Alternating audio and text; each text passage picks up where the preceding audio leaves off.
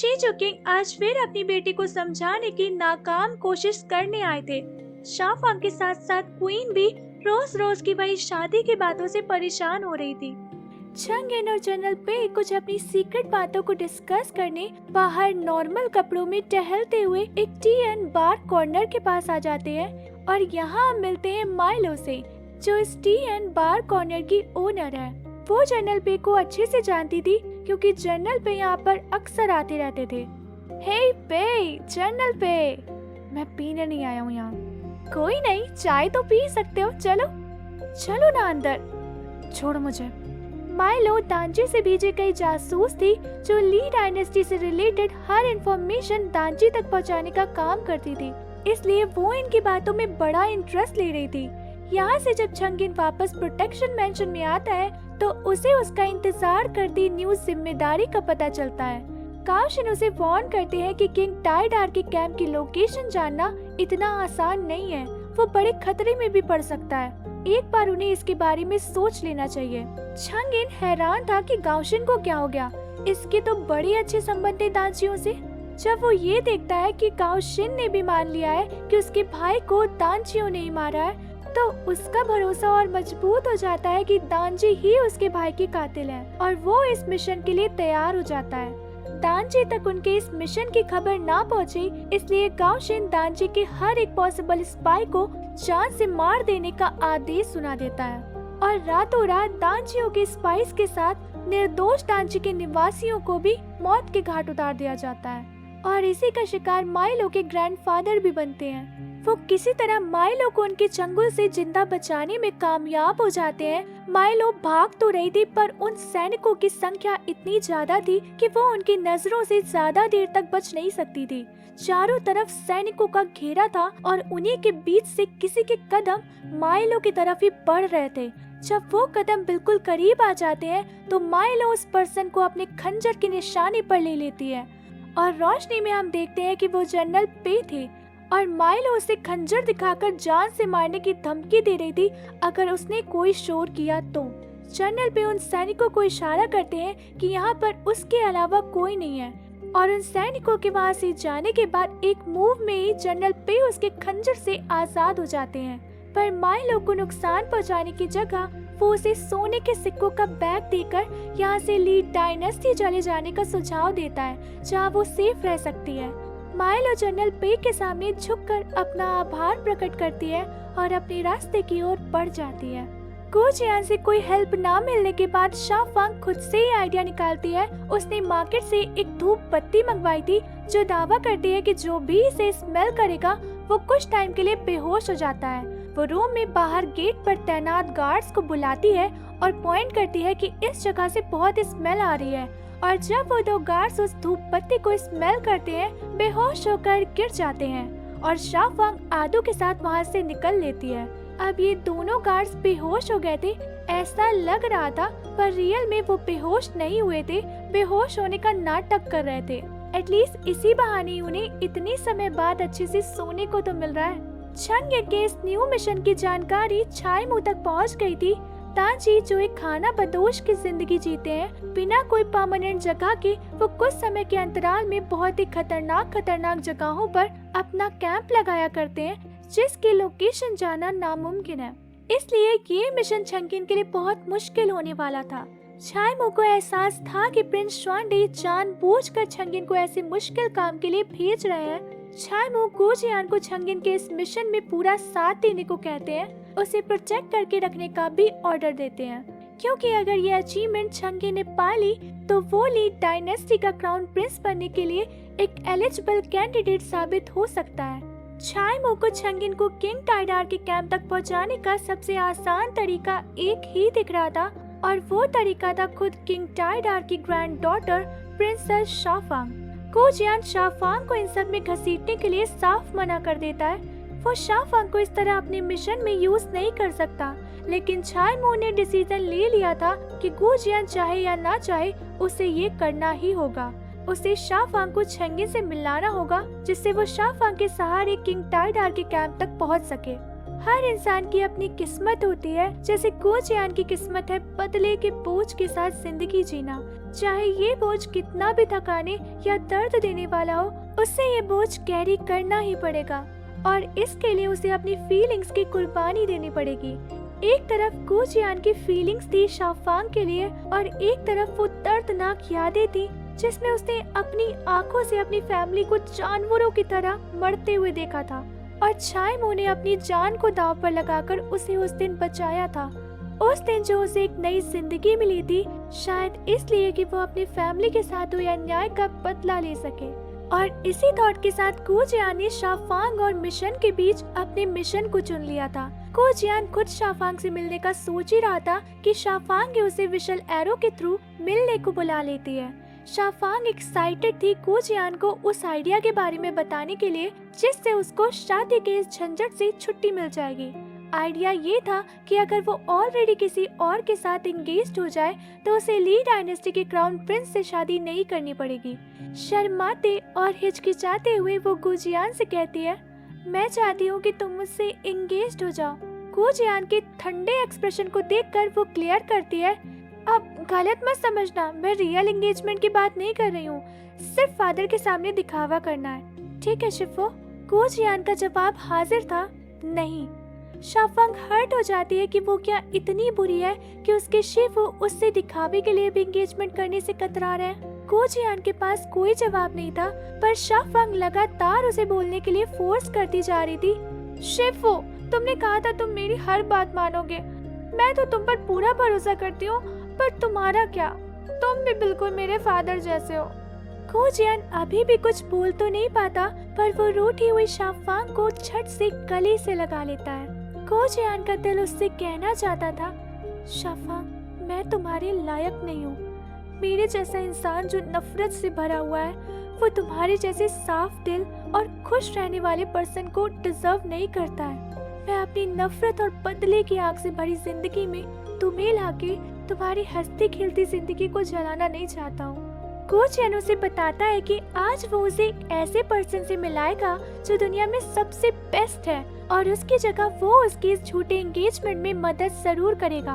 वो क्लूलेस शाओफांग को तुरंत वहाँ से उस जगह पर ले आता है जहाँ वो इंसान उसका इंतजार कर रहा है। शाओफांग गुजियान के बताए हुए डायरेक्शन में हिचकिचाते हुए आगे बढ़ने लगती है और गुजियान वहीं ठहर जाता है। हर कदम के साथ वो अपने शिफो से दूर हो रही थी और किसी के पास और पास होती जा रही थी। वो चौंक जाती है वहाँ उस इंसान को देखकर जिसे उसने बचाया था। तुम हो वो पर्सन जिससे मेरे शिफो ने कहा कि दुनिया का कुछ टाइप का पर्सन है। शाओफांग इसे वहाँ देखकर वापस लौटने लगती है क्योंकि उसे ऐसे पर्सन की हेल्प नहीं चाहिए जो एहसान फरामोश है और उसे बिना बताए बस एक कपड़ा छोड़कर चला गया था छोड़ के। चंगिन उसे रोककर पूछता है कि जाते जाते वो अपना नाम तो बता दे। प्राउड के साथ शाओफांग कहती है कि उसे उसका नाम नहीं पता। उसी प्राउड के साथ वो अपना इंट्रोडक्शन देती है, मैं शीजू की प्रिंसेस शाओफांग हूँ। मेरे फादर शीजू के किंग है और मेरी माँ दांजी के किंग की बेटी है और मेरे ग्रैंडफादर दांजी के महान किंग टाइडार हैं। इसीलिए कह रही हूँ, अगर मुझसे रूड हुए तो फादर से कह के घोड़े में बंधवाकर रेस लगवाऊंगी। हाँ समझ गया, तुम तो समय समय पर लोगों को धमकाती रहती हो। चंगिन अपना भी इंट्रो देता है जो ऑब्वियसली फेक था कि उसके फादर मदर चाय के बगान की खेती करते हैं और उसके ग्रैंडफादर चाय के आम व्यापारी हैं और वो भी उनकी तरह चाय का व्यापार करता है और उसका नाम है गु शाओ और ये नाम आप जरूर याद रखिएगा। आज के इस मिलन समारोह के बाद शाओफांग अपने पैलेस में वापस आ गई थी और आदो के साथ इसी बात पर डिस्कशन कर रही थी कि उसे उस बदतमीज गु शाओ से मदद लेनी चाहिए या नहीं। 3 दिन की जो डेडलाइन उसके फादर ने ली डायनेस्टी और शोबो के मैरिज प्रपोजल्स को दी थी, कल उसका आखिरी दिन है, इसलिए कोई ना कोई डिसीजन उसे लेना ही होगा। यहाँ उसकी माँ एक इससे भी बेहतर आइडिया के साथ आई थी। वो उसे उसके ग्रैंडफादर के पास तांची जाने के लिए कहती हैं। उसके ग्रैंडपा अपनी शाओफांग को बहुत प्यार करते हैं और वो भी नहीं चाहेंगे कि उनकी दुलारी शाओफांग की शादी उनके दुश्मन देश ली डायनेस्टी में हो। केवल किंग टाइडारी है जो शाओफांग को इस शादी से बचा सकते हैं क्योंकि किंग टाइडार के सामने शाफांग के फादर की भी नहीं चलती। क्वीन ने सारा इंतजाम कर दिया था और दांची भी मैसेज भिजवा दिया था जो शाफांग को दांची के बॉर्डर पर ही पिक कर लेंगे। शाफांग अपनी माँ से प्लीड करती है कि वो उसके शीफू को भी उसके साथ जाने दे। शाफांग की माँ को वैसे तो गुजियान पर भरोसा नहीं है, पर शाफांग की जिद के आगे वो झुक जाती है और परमिशन दे देती है। नेक्स्ट डे डेडलाइन खत्म होते ही ली डायनेस्टी की तरफ से गाओशिन और शोबो की तरफ से दनवांग फाइनल डिसीजन सुनने के लिए पैलेस में आ चुके थे। इन सब को बीच में रोक के किंग को अर्जेंटली मिंगवान के पास जाना पड़ता है, क्योंकि मिंगवान की हालत बहुत ज्यादा खराब हो जाती है। कह सकते हैं कि वो आखिरी सांसें ले रही थी। मिंगवान और किंग वेनझांग एक साथ मिले इन आखिरी लम्हों को बिता रहे थे। समय जैसे जैसे बढ़ रहा था, मिंगवान की सांसें थमती जा रही थी। मिंगवान के आखिरी शब्द थे, हिज हाइनेस, मैं थक गई हूँ, मैं सोने जा रही हूँ। और इसी के साथ मिंगवान कभी न खत्म होने वाली नींद में सो चुकी थी। शाफांग की इस दांची की जर्नी में उसके शिफू के साथ छंगिन भी लटक लेता है और कहता है कि उसके कजन गुजियान ने उसे साथ चलने को कहा और वो भी आ गया। तब गुजियान बताता है कि ये गुशाओ उसका दूर का कजन है। जर्नी शुरू होने से पहले ये दोनों एक दूसरे को टीस करने में लग जाते हैं। अचानक सब में शांति छा जाती है। पहले से बेल की आवाज आ रही थी, जिसका सीधा मतलब था कि किसी रॉयल मेंबर की डेथ हो चुकी है। ये तीनों समझ जाते हैं कि वो पर्सन प्रिंसेस मिंगवान है। तीनों भरे दिल के साथ प्रिंसेस मिंगवान को अपनी श्रद्धांजलि देते हैं। पहले से अंदर जाकर भी वो कुछ कर नहीं सकते थे, इसलिए वो अपनी दांची की जर्नी को ही कंटिन्यू करना सही समझते हैं। छाइमो अपनी बहन जैसी प्रिंसेस मिंगवान की आखिरी इच्छा पूरी करते हुए उनकी निशानियों को माउंटेन त्यानजन पर दफना देता है। मिंगवान जब से अपने देश को छोड़ के इस पराये देश शीजो में आई थी, तब से एक बार भी उसे अपने देश, अपने घर को वापस लौटने का मौका नहीं मिला था। मिलते थे तो सिर्फ कुछ लेटर्स। वो अपने देश तो वापस नहीं लौट पाई कभी, पर उसकी इच्छा थी कि उसे माउंटेन त्यानजन पर दफनाया जाए, जहाँ के ऊंचे ऊंचे पहाड़ों से आखिरकार अपने मरने के बाद तो अपने देश को देख सकेगी, और तब शायद उसे इस तरह अपने घर की याद नहीं सताएगी।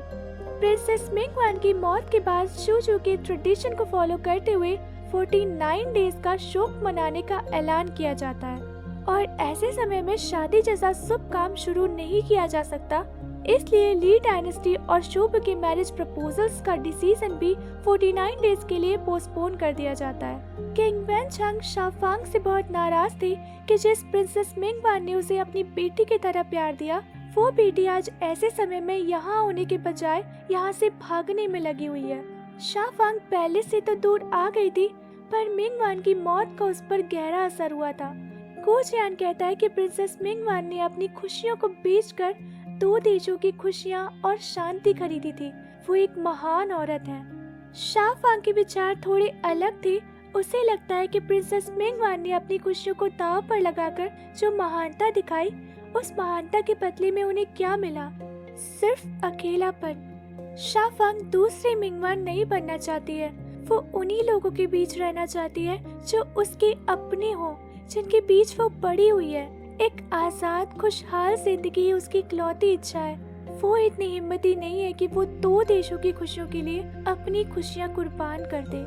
अभी ली छंगजी के दर्द से उबरे नहीं थे कि बहन प्रिंसेस मिंगवान की मौत का झटका और मिल गया था इन्हें। और अब ये सब हो जाने के बाद से तो ली डायनेस्टी और शीजो के बीच पॉलिटिकल शादी तय हो जाना और भी जरूरी हो गया था। ग्रैंड क्वीन अपने पोते और अपनी बेटी को खोने के बाद से टूट चुकी थी।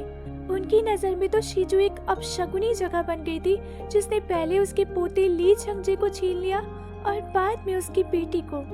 वो अपनी बेटी को जल्द से जल्द क्राउन प्रिंस की पोजीशन को फिल करा के और नए क्राउन प्रिंसेस शीजो प्रिंसेस की शादी कराने की सलाह देती है। इसी तरह ही वो पैलेस में आ सकने वाली आंतरिक और बाहरी खतरों को रोक सकते हैं। किंग के दिमाग में अभी के लिए जो परफेक्ट कैंडिडेट था क्राउन प्रिंस के लिए, वो सेकेंड प्रिंस प्रिंस स्वांडे था, जिसमें उन्हें क्राउन प्रिंस के अंदर होने वाली सारी क्वालिटीज दिख रही थी। वहीं 5th प्रिंस छंगिन भी सभी मामलों में अच्छा था, पर किंग के अकॉर्डिंग वो काफी इनोसेंट और सिंपल पर्सन है। और काफी इम्पल्सिव है, जो क्राउन प्रिंस जैसी डिमांडिंग पोजीशन को हैंडल कर सकने के लायक नहीं है अभी। कुछ दिनों का समय बीत चुका था। शाफांग, चंगिन और कुजियान भी अपने सफर में काफी दूर आ चुके थे।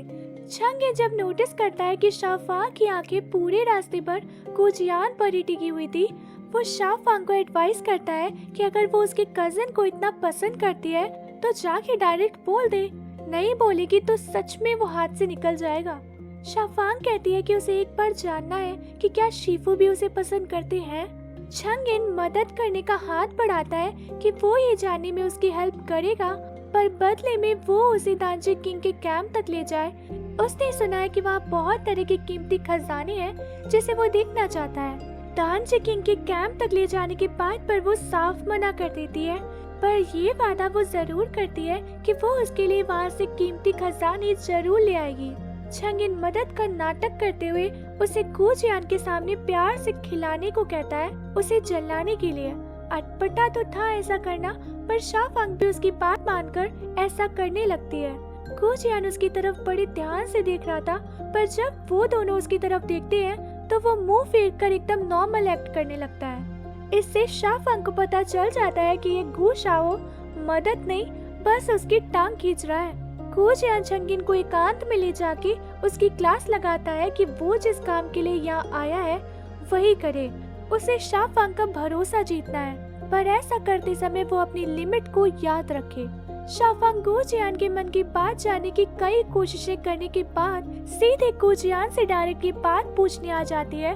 वो कुजियान से कहती है कि गु शाओ ने उससे कहा है कि वो जोंगयान की जेंटल ब्यूटीफुल लड़कियों की तरह बिल्कुल नहीं है, वो सरफरी और मनमौजी है।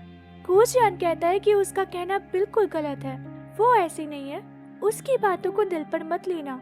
शाफांग रिप्लाई करती है कि अगर ऐसा है तो फिर क्यों कोई उसे पसंद नहीं करता। कुजियान हंसते हुए कहता है कि सब उसे पसंद करते हैं, और तुरंत ही शाफांग उसे पूछ लेती है, शिफू करते हैं मुझे पसंद। कुजियान जवाब में कहता है कि बिल्कुल वो उसे पसंद करता है, तभी तो उसने उसे अपनी स्टूडेंट के रूप में अपनाया था।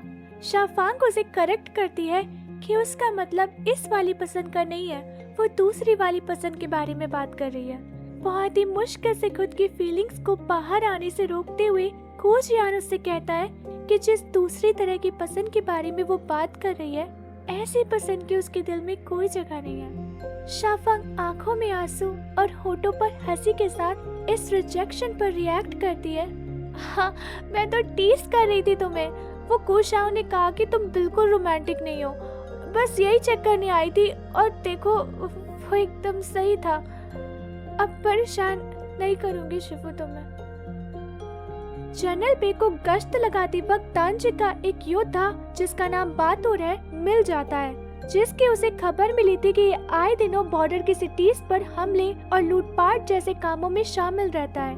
बातुर को पकड़ के वो प्रिंस श्वांडी के सामने पेश कर देता है। प्रिंस श्वांडी और ली यान बातुर को बहुत ही बेदर्दी से टॉर्चर करते हैं और जबरदस्ती उसे ये बात मानने को कहते हैं कि वो कबूल करे कि क्राउन प्रिंस ली छंगजी की मौत में उसकी दांजी का ही हाथ है।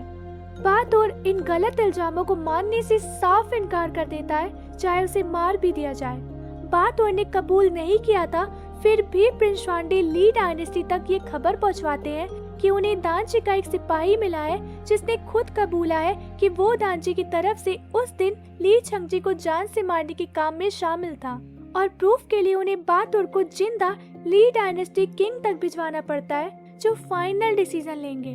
बट ऑफ कोर्स वो रास्ते में रियल बातुर को जान से मरवा कर उसकी जगह पर अपने एक सिपाही को बातुर बनवा देता है। अपनी फैमिली की जिंदगी और खुशियां दांव पर लगी थी, इसलिए ये सिपाही खुशी खुशी बातुर का रूप ले लेता है। जनरल गाओशन को इस अदला बदली होने का शक हो चुका था बहुत पहले से ही, इसलिए डबल गेम खेलते हुए उसने पहले से ही अपने आदमियों से असली बातुर का पोर्ट्रेट बनवा लिया था, जिस पोर्ट्रेट को वो एक सीक्रेट लेटर के साथ अपने फादर प्राइम मिनिस्टर गाओ को भिजवा देता है। इधर चंगिन और शाफांग लड़ते भिड़ते एक दूसरे को टीज करते हुए थोड़े थोड़े क्लोज आने लगे थे। जितना वो इन दोनों को साथ में खुश देख रहा था, उतना ही गुजियान हर्ट हो रहा था। शाफांग को गुजियान की आंखों में आंसू दिखते तो है, शिफू की आंखों में आंसू, पर उसे लगता है कि ये सिर्फ उसका भ्रम है। अगले दिन इन तीनों की इस जर्नी में एक बहुत बड़ी बाधा आ जाती है जब उन पे शोबो का जर्नल और उनकी सेना अटैक कर देती है। वो जबरदस्ती शाओफांग को अपने साथ शोबो ले जाकर शोबो किंग से शादी करवाना चाहते थे, क्योंकि उन्हें भी आइडिया हो गया था कि शीजू किंग ये शादी ली डायनेस्टी के साथ ही कराना चाहते हैं। चंगिन और गुचियान कुछ देर साथ में इनके साथ निपटते हैं, पर फिर बाद में गुचियान जबरदस्ती शाओफांग को चंगिन के साथ वहाँ से दूर भेज देता है। वो डिसाइड करता है कि वो इनसे निपटकर उन दोनों से पास की सिटी में मिलेगा। शाओफांग का हड़बड़ी में फिर से वो विस्लिंग एरो गिर जाता है, जो इस जर्नल की नजर में आ जाता है। गुचियान जब तक इनसे लड़ा था तब तक चंगिन और शाओफांग काफी दूर निकल गए थे। शाओफांग गुचियान के लिए बेचैन हो रही थी कि वो ठीक तो होगा ना, अब तक आया क्यों नहीं। शोबो जर्नल की भेजी हुई कुछ टुकड़ियां उन्हें फॉलो करते हुए यहाँ तक पहुँच गई थी। शाओफांग अपना छोटा सा दिमाग लगा के सूखी लकड़ी के पीछे छुपने लगती है। वहीं चंगिन दिमाग का अच्छे से इस्तेमाल करते हुए शाओफांग के घोड़े को वहाँ से भगा देता है, जो इन सिपाहियों को डिस्ट्रैक्ट कर सके। तब तक वो शाओफांग को लेके पानी में कूद जाता है। थोड़ी देर में शाओफांग को सांस लेने में मुश्किल होने लगी थी। एंड टू हर रेस्क्यू हमारा ये ली चंगिन उसे माउथ टू माउथ सांस देने लगता है। इधर घोड़े को भागता देखकर शोबो के ये सिपाही उस घोड़े का पीछा करते करते वहाँ से चले जाते हैं। शाओफांग चंगिन की पकड़ से खुद को छुड़ाते हुए उसके साथ पानी से बाहर आ जाती है।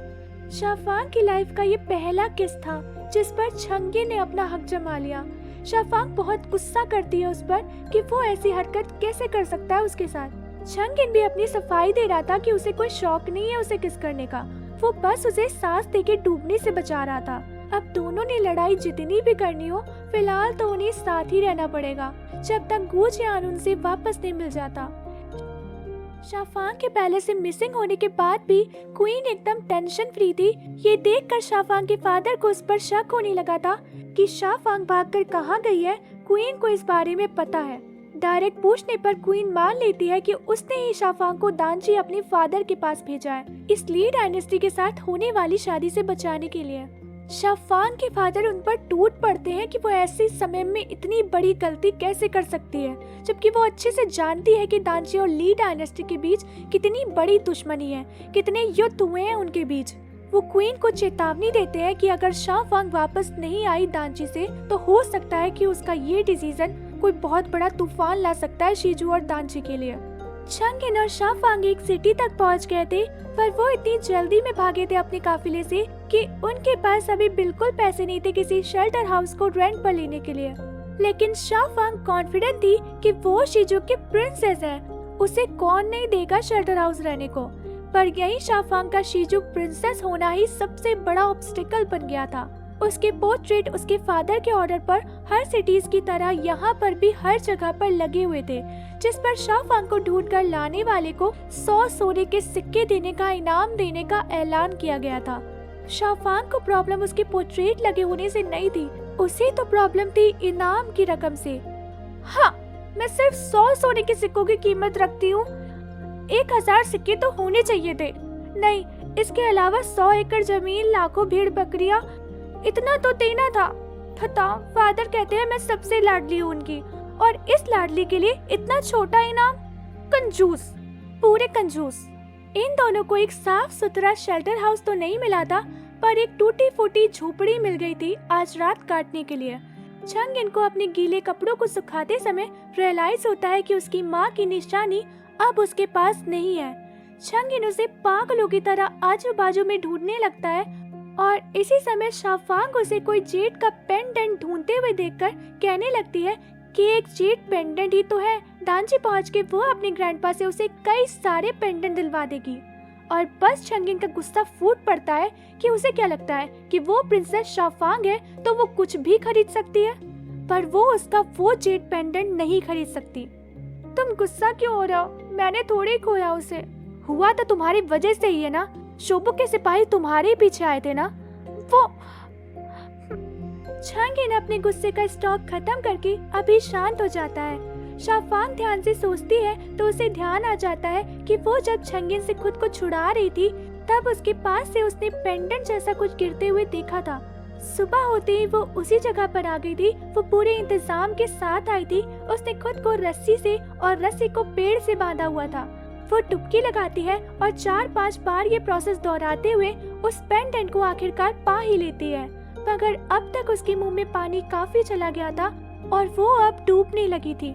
फाइनली चंगिन उसे ढूंढते हुए यहाँ तक पहुँच गया था और वो उसे पानी में डूबने से बचा लेता है। शाफांग के हाथों में उसका पेंडेंट देखकर पहली बार चंगिन को शाफांग को लेकर कुछ अलग सा फील हुआ था और शाफांग भी जानते हुए कि शोबो के सिपाही हर तरफ उसे ढूंढ रहे हैं, फिर भी उसने चंगिन के इस इम्पोर्टेंट पेंडेंट को ढूंढने का खतरा लिया। ये इशारा था कि शाफांग के दिल में भी चंगिन के लिए या कहें गु शाओ के लिए एक अलग जगह बनने तो लगी थी। चंगिन शाफांग से सवाल करता है कि क्या सच में वो उसके कजन गुजियान को पसंद करती है। शाफांग कहती है कि वो और उसके शिफू साथ में बड़े हुए हैं। जब भी उसे किसी की जरूरत पड़ती है, शिफू सबसे पहले उसके सामने आते हैं। वो ईमानदार है, काइंड है और सही का साथ देने वाले हैं। एकदम हीरो की तरह है वो। पर अब उसे एहसास हो गया है कि वो और शिफू के बीच दोस्ती से आगे का रिश्ता नहीं बन सकता। शाफांग मजाक मजाक में कहती है कि काश उसे वो मायावी झील मिल जाए और वो शिफू के लिए जगी इस फीलिंग को उसमें कूदकर भूल जाए। चंगिन क्यूरियस होकर पूछता है कि ये मायावी झील क्या है और शाफांग उसे मायावी झील की लोक कथाएं सुनाने लगती है। चंगिन को इस मायावी झील का कॉन्सेप्ट ही एकदम झूठ लग रहा था कि ऐसी कोई झील कैसे हो सकती है। अम्यूजिंग टोन में वो शाफांग को इशारा करता है कि उसे शिफू के लिए फीलिंग्स भुलाने के लिए किसी मायावी झील की क्या जरूरत है। वो है ना दुनिया का सबसे बेस्ट आदमी उसके सामने, एक बार उसे मौका देना, वो उसकी शिफू की जगह ले सकता है। ये दोनों वहाँ से उस झोपड़ी में वापस आ जाते हैं। चंगिन शाफांग की पेट पूजा का बंदोबस्त करने के बाद गुजियान को ढूंढने वहाँ से निकल पड़ता है। शाफांग खा भी चुकी थी और आराम से सो भी चुकी थी, पर अभी तक वो वापस नहीं आया था। उसे डर था कि कहीं गु शाओ शोबू आर्मी की पकड़ में तो नहीं आ गया। शाफांग को वहाँ से विसल एरो के ब्लो होने की आवाज आती है, जिस आवाज को चंगिन ने भी नोटिस किया था। शाफांग इसे अपने शिफू का इशारा समझकर एरो के डायरेक्शन में निकल पड़ती है। इधर चंगिन को गुजियान मिल जाता है और जब दोनों वापस उस झोपड़ी में शाफांग को पिक करने आते हैं, जाहिर है उन्हें शाफांग वहाँ नहीं मिलती। एंड चंगिन के पूछने पर गुजियान भी कंफर्म करता है कि उसने कोई विशल एरो आसमान में नहीं छोड़ी थी।